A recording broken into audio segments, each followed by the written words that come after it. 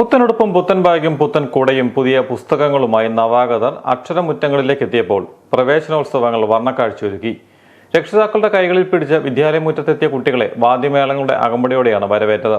മധുരം നൽകി കിരീടം അണിയിച്ച കുട്ടികളെ സ്വീകരിച്ച് അനയിച്ചപ്പോൾ കൗതുകം കൊണ്ട് ചിരിച്ചവരും അല്പം ഭയപ്പാടോടെ കരഞ്ഞവരുമുണ്ട്.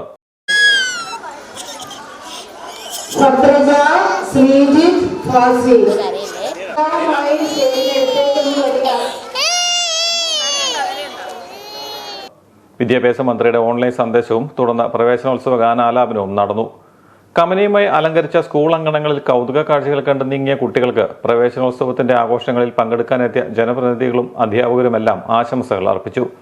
കിടങ്ങൂർ ഗവൺമെന്റ് LPB സ്കൂളിൽ പ്രവേശനോത്സവം പഞ്ചായത്ത് പ്രസിഡന്റ് ഗീത സുരേഷ് ഉദ്ഘാടനം ചെയ്തു. രക്ഷകർത്താക്കളെ സംബന്ധിച്ചിടത്തോളം കുട്ടികൾക്ക് കൊടുക്കാവുന്ന ഏറ്റവും വലിയ സമ്പത്ത് എന്ന് പറയുന്നത് വിദ്യാഭ്യാസം തന്നെയാണ്.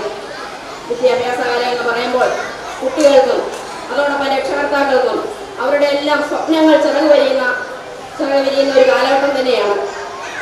തിരിച്ചറിവോടുകൂടി അതുപോലെ തന്നെ വിവേകമുള്ളവരായി പ്രവർത്തിച്ച് വീടിനും നാടിനും സമൂഹത്തിനും രാജ്യത്തിനുമെല്ലാം മൂല്യബോധമുള്ളവരായി ഇന്നിവിടെ ചേർന്നിരിക്കുന്ന കുഞ്ഞുങ്ങൾക്ക് എല്ലാവർക്കും സാധിക്കുമാറാകട്ടെ. അതുപോലെ തന്നെ ഇവിടെ പഠിച്ചുകൊണ്ടിരിക്കുന്ന വിദ്യാർത്ഥികൾക്കും ജഗദീശ്വരന്റെ അനുഗ്രഹങ്ങൾ ഉണ്ടാകട്ടെ എന്ന് മാത്രം പറഞ്ഞു. സ്കൂളിലെ മുൻ ഹെഡ്മിസ്ട്രസ് വിജയകുമാരി പ്രവേശനോത്സവ സന്ദേശം നൽകി.